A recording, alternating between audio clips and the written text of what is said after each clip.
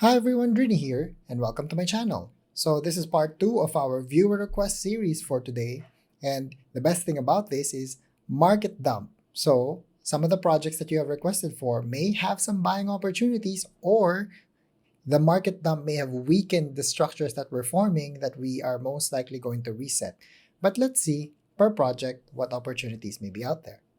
So now we're going to talk about SLP, BLOK, and CPAN. And let's dive in. So the first thing we'll talk about is SLP right now.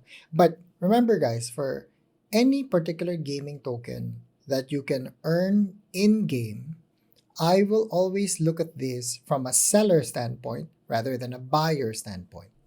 So if you look at SLP on a daily time frame, what you can see, it just appears to go down and down and down, and we keep bottoming out right here.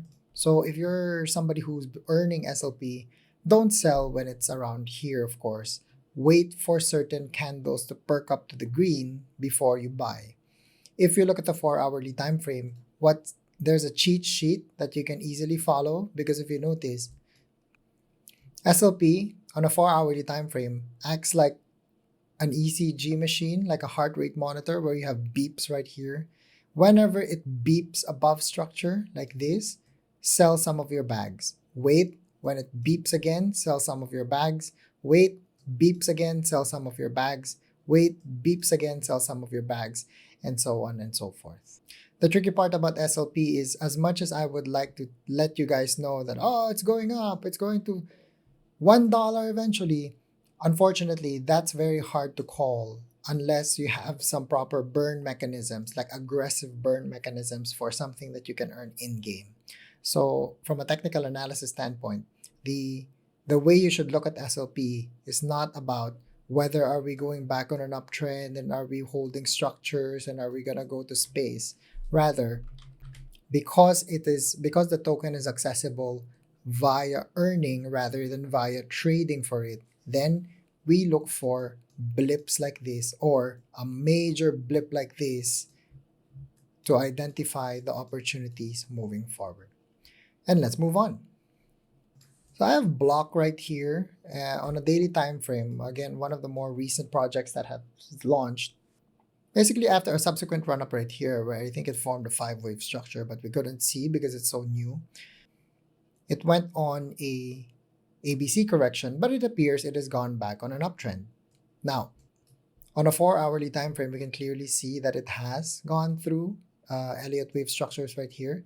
So for example, after this wave 5 high right here and came back down, we started a new Elliott wave structure where this is potentially your wave 1, this is your wave 2 right here. The thing we don't know yet is this your wave 3, wave 4, wave 5, or is this a massive wave 3 right here? Because remember, for Elliott waves, as long as you do not break structure, meaning candles are closing here and then we're going on a downtrend, then that wave is still intact. In this case, it appears that the wave 3 here is still intact, but barely, because we are still in between the EMAs right here. If it starts to challenge it, or if it goes on a sideways consolidation for a while, that doesn't test the all-time highs, that doesn't test this high for a while, then we know that we are on a wave 4. But now that the Elliott wave structure is a bit unclear at the moment, what do? This is where you lay down the fibs. The fibs becomes very useful in really finding out what is it doing right now. So if I take this as the local high and this is the local low, where are we at? Right now, we appear to be at a slow march to a destination of 35 cents. So we appear to be adhering to Fibonacci structures. How do I know that? Let's take a closer look right here, where you are meeting the Fibonacci as resistance. So for example, this is resistance, met it as resistance. When it back tested at the support, where did it eventually stop? At the 236 right here. Run up here, resistance, support at the Fibonacci, resistance, support at the Fibonacci, resistance, support at the Fibonacci. So if we are continuing this march forward without a proper structure, or without a very clean Elliott wave structure, then this is where the fibs are very useful. Because for you, once again, if this is the situation that you're faced with, you either buy at the EMAs. So when it starts to test the EMAs like this is a buying opportunity right here. If it tests the 55, even better. If it goes slightly below structure, even better. Or if it goes back down and tests key Fibonacci levels as support, this is a buying opportunity. So this is why this 618 right now is a buying opportunity. But when it tests resistance like this, don't buy here because right now they are fighting to break through this. So this is not a good buying opportunity. This is not a good buying opportunity. These are not good buying opportunities. When it tries to climb to the roof or to the ceiling and starts to get rejected, that's when you don't buy. But if it breaks out of there, tests the ceiling, for example, of the 1 but rests on the 786 as support, then what do? This is your another buying opportunity moving forward.